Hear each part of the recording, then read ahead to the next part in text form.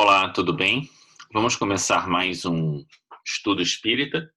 Agora que terminamos as expiações terrestres, vamos começar os criminosos arrependidos. E vamos começar com o primeiro deles, que é o espírito Verger, arcebispo de Paris, que vai trazer aqui o seu caso para nós. Nós vamos fazer a sequência de casos, né, de criminosos arrependidos, que estão lá no livro O Céu e o Inferno. Se você quer acompanhar todos os casos de expiações terrestres, eu estou colocando aqui a chamada, a playlist completa, tá bom? Antes de começar, algo que eu devia ter comentado quando fiz a playlist das expiações terrestres, né? É de lembrar de nós orarmos por essas pessoas. Esses casos são casos reais, são pessoas que viveram, né? Trouxeram seu relato e elas estão vivas aí em algum lugar, né? Então, quando a gente lê a história dessas pessoas, vamos ler pensando isso, e pensar que agora, onde quer que elas estejam, elas que foram aqui exemplo para nós para o nosso aprendizado, que elas possam receber de Deus as bênçãos da paz, onde quer que elas estejam, assim como todos nós que desejamos aprender e buscar a inspiração maior para as nossas vidas, não é? Que Deus nos abençoe, então. Vou compartilhar aqui com vocês o caso, então, do espírito Verger, arcebispo de Paris. Vamos ler, então, juntos, o caso. Deixa eu ver aqui se eu consigo. O caso deste arcebispo e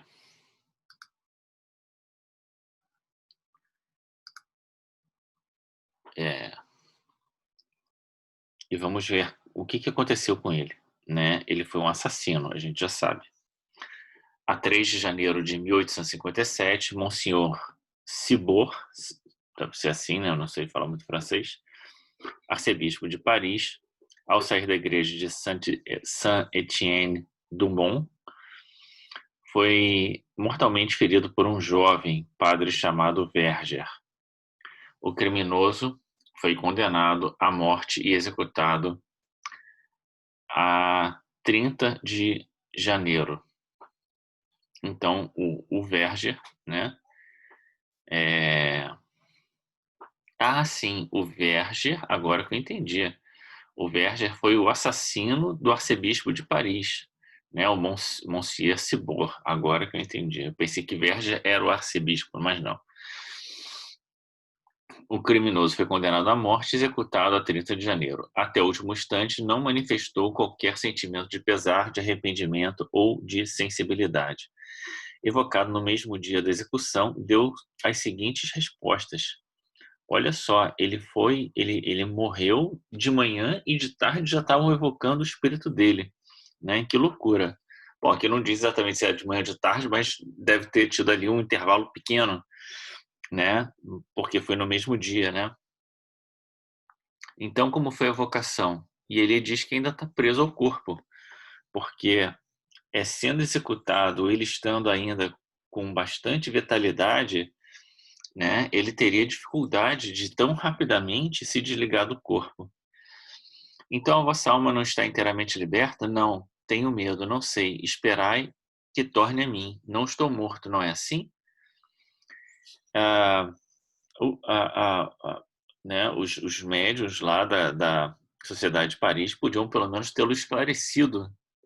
Aqui dizendo, não, você está morto, né? Alguma coisa assim. Mas parece que a reunião era muito mais para saber o estado dele do que uma forma de doutrinação, né? Então, vão continuar as perguntas. Arrependei-vos do que fizestes? Fiz mal em matar, mas isso foi levado pelo meu caráter, que não podia tolerar humilhações. Evocar-me-eis de outra vez. Então ele está pedindo até para parar de conversar, né? Mas aqui tem um primeiro ponto importante, que ele sabe que matou, né?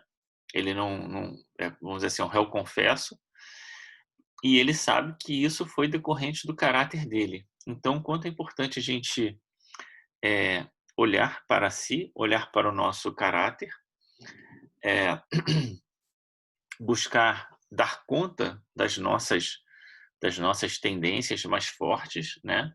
Para que a gente não incorra em erros que vão ser depois complicadores da nossa existência.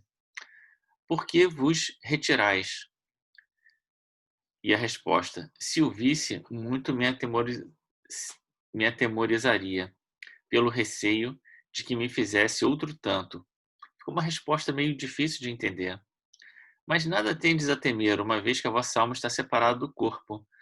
Renunciai a qualquer inquietação que não é razoável agora. Então, estão tentando acalmá-lo, né? Dizer, ó, tá tudo bem, não precisa ficar preocupado, né? O que tinha que acontecer já aconteceu. E aí o espírito diz, né? O espírito Verger: que quereis? Acaso sois senhor das vossas impressões? Quanto a mim, não sei onde estou. Estou doido. Então ele estava completamente aturdido, né? É a própria ideia da perturbação é, que a gente tem notícia, né? Após a morte, e que é muito comum a gente, nesse período de perturbação, ficar sem saber o que está acontecendo direito. Estou encarnado, estou desencarnado, morri, não morri, estou preso ao corpo, o que está acontecendo? É muito comum isso acontecer, até que a pessoa se dê conta, de fato, que ela desencarnou, e aí ela começa a ter uma percepção melhor do mundo espiritual. Esforçai-vos por ser calmo. Não posso, porque estou louco. Esperai que vou invocar toda a minha lucidez. Ele falou: não, calma que eu vou tentar me centrar aqui um pouco. Se orasseis, talvez pudesseis concentrar vossos pensamentos. Intimido-me, não me atrevo a orar. Então ele tinha um problema aqui, né, também, em que ele estava tão constrangido daquilo que fez que ele não tinha nem coragem de fazer uma oração. Orai, que grande é a misericórdia de Deus. Oremos conosco. Sim, eu sempre acreditei na infinita misericórdia de Deus. Então, os médiuns, né, da Sociedade Espírita de Paris, chamando ele, ó, vamos fazer aqui uma oração para ver se você se acalma, né? Compreendeis melhor agora a vossa situação, depois da oração, né, que não está narrada aqui. Ela é tão extraordinária que ainda não posso aprendê-la, porque não é uma questão simplesmente da oração, né? É uma questão que ele estava extremamente preso ao corpo, ele é duramente assassinado, né? Porque ele foi submetido à pena de morte, e ele tinha um grande débito, né? Ele matou outra pessoa, e isso também dificulta, né, a sua percepção do mundo espiritual depois da morte, né? Vedes a vossa vítima? Parece-me ouvir. E a resposta: parece-me ouvir uma voz semelhante à sua dizendo: não mais te quero. Será talvez o efeito da imaginação? Estou doido, vou-lo seguro, pois que vejo o meu corpo de um lado e a cabeça do outro, afigurando-se-me, porém, que vivo no espaço, entre a terra e o que denominais céu. Sinto como um frio de uma faca prestes a antecipar-me o pescoço, mas isso será talvez o terror da morte. Também me parece ver uma multidão de espíritos a rodear-me, olhando-me compadecidos. E falam-me, mas não os compreendo. Então ele está numa situação, né, difícil, delicada, ele não consegue se dar conta exatamente do que aconteceu, ele vê coisas, né, vê o corpo, vê a cabeça, tem sensações, tem consegue ver espíritos ao redor dele, né, outras pessoas com quem ele não consegue se comunicar, então ele está ali muito aturdido, atordoado, né, melhor dizendo, e sem conseguir concatenar muito bem o que está acontecendo. Entretanto, entre os espíritos há talvez um cuja presença vos humilha por causa do vosso crime. Olha, não é por nada não, mas para que esse tipo de pergunta tão incisiva, né? Na verdade, eles estavam querendo saber se o espírito do arcebispo estava ali naquela hora. Dir-vos-ei que é apenas um que me apavora, o daquele a quem matei. Então ele, de fato, estava vendo, e isso é uma das entre aspas, punições, né, que sempre acontecem quando você tem uma vítima, né, e você olha e aí você, no mundo espiritual, se dá conta daquilo que você fez, a pessoa, né, ou pelo menos a imagem da pessoa volta, a imagem do crime volta e você fica ali numa situação, até que você se arrependa verdadeiramente, até que você faça, busque uma uma uma ajuda, mas isso tem que sair do fundo do coração, né. Lembrai-vos das anteriores existências? Não, estou indeciso, acreditando sonhar. Ainda uma vez, preciso tornar a mim. Então ele, né, não estava adiantando, né. Era muito pouco tempo para ele dar informações tão precisas sobre o que estava acontecendo. Uma coisa é certa, ele conseguia ver algumas pessoas, né, entre elas a imagem do assassinado, né, e isso o apavorava. E ele estava completamente sem conseguir concatenar, perfeitamente as ideias. 3 dias depois, reconhecei-vos melhor agora? Bom, pelo menos já passaram 3 dias, né, vamos ver o que ele vai dizer. Já sei que não mais pertenço a esse mundo e não o deploro. Então olha como 3 dias é importante, né. Muita gente, eh, agora tem essa onda de querer ser, eh eh, oh meu Deus, que não quer ser enterrado, né. Esqueci o nome agora que me fugiu a cabeça. E é bom esperar 3 dias, né, para que a alma se sinta mais liberta do corpo. Pesa-me o que fiz, porém meu espírito está mais livre. Sei, ah, há mais que há uma série de encarnações que não vos dão conhecimentos úteis, que nos dão conhecimentos úteis, a fim de nos tornarmos tão perfeitos quanto possível a criatura humana. Então ele já está entendendo um pouco melhor, alguém já deve ter soprado essa ideia na cabeça dele, né. Sois punidos pelo crime que cometestes? Sim, lamento o que fiz e isso faz-me sofrer. Então ele já aqui numa posição de arrependimento, né. Qual é a sua punição? Sou punido porque tenho consciência da minha falta. Então a consciência da falta, às vezes, é uma coisa que incomoda, né, fica ali te perturbando, até que você de fato consiga se reequilibrar ou refazer o seu caminho, né. Enquanto você não consegue, a consciência da falta fica ali como um aviso de Deus, por um lado, né, mas por outro lado, como uma forma de punição, como ele está falando, né. Para ela peço perdão a Deus, mas não adianta só pedir perdão a Deus, tem que se arrepender profundamente e tem que, buscar reparação. Sou punido porque reconheço minha descrença em Deus. Então, esse é o outro ponto, né. Sabendo agora que não devemos abreviar o dia dos nossos irmãos, então ele tem consciência do que ele fez, do que ele não devia ter feito. Sou punido pelo remorso de haver adiado o meu progresso.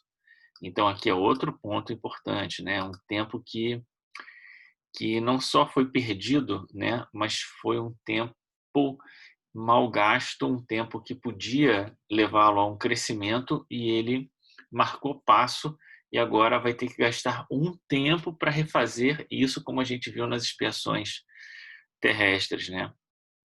Enveredando por mau caminho, sem ouvir a própria consciência que me dizia não ser pelo assassínio que alcançaria meu desiderato. Então veja que ele tinha uma voz de consciência que dizia não faz, não faz, não faz. Ele foi lá e fez.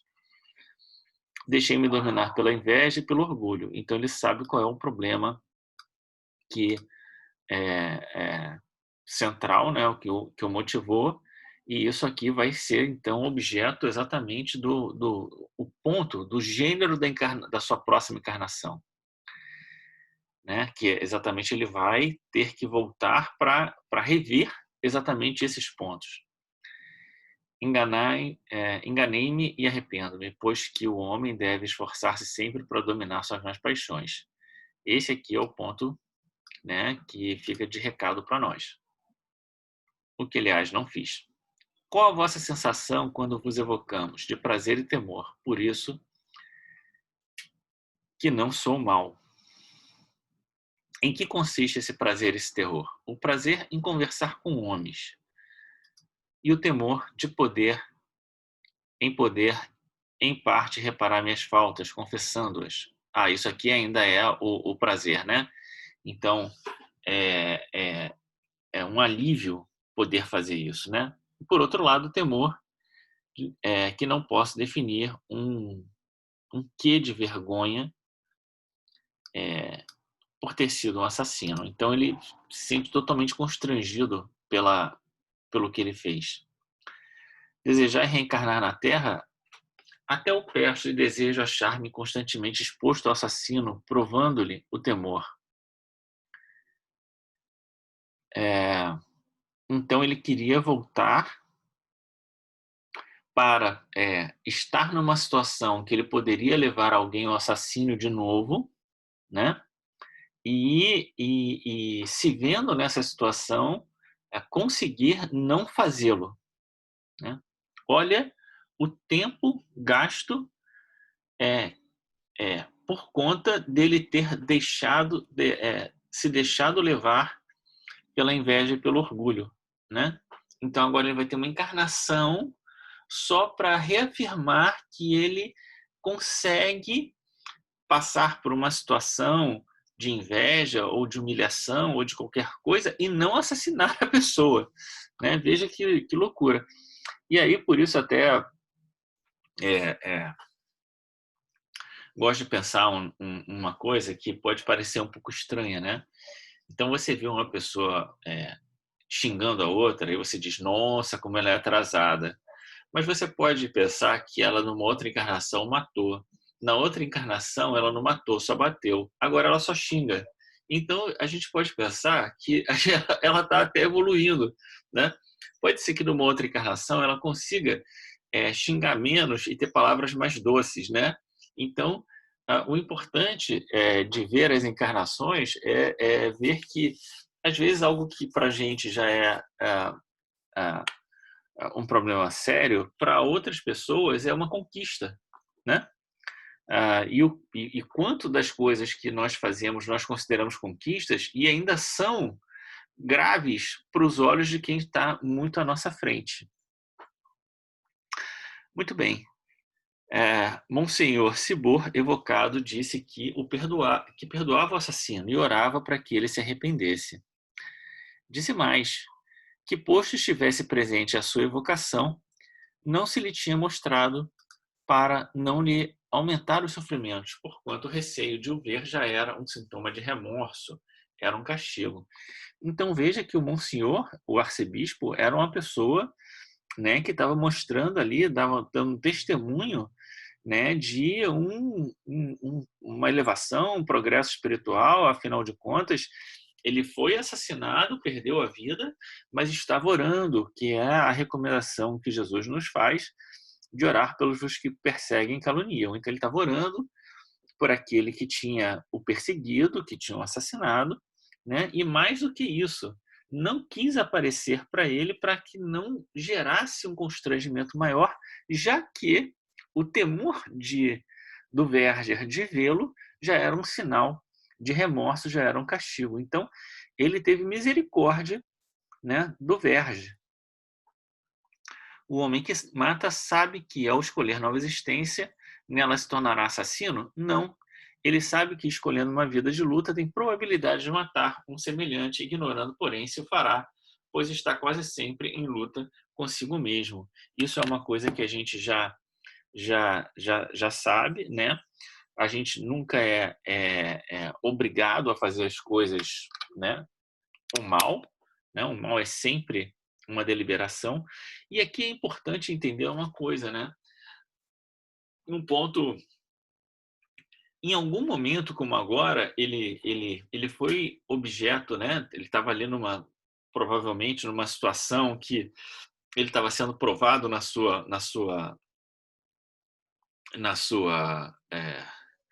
inveja, no orgulho.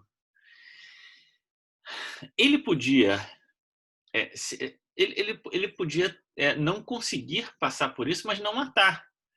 Na hora que ele matou, ele criou para ele uma série de injunções para a vida, para as vidas futuras dele, que não precisava, né? Ele não precisava disso, né?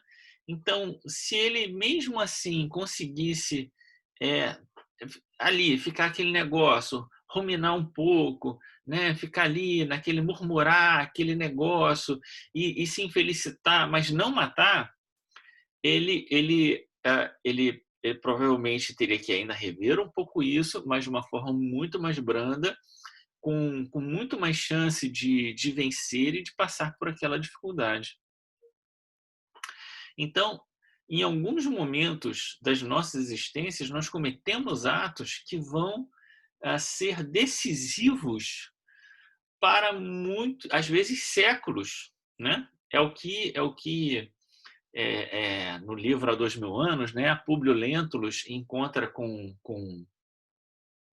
Jesus, né? E Jesus fala para ele: olha, você está agora no seu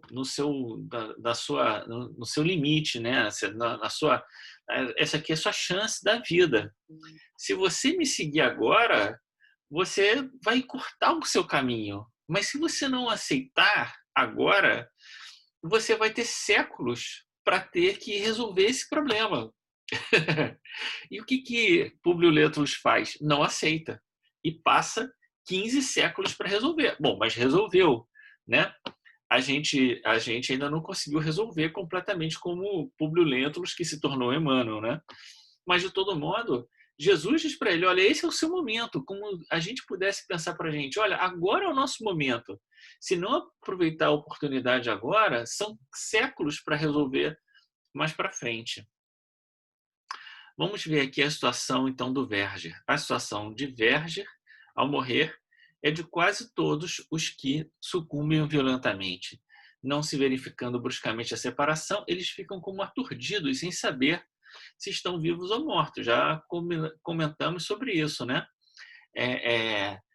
Muita força de atração entre espírito e corpo, muita vitalidade.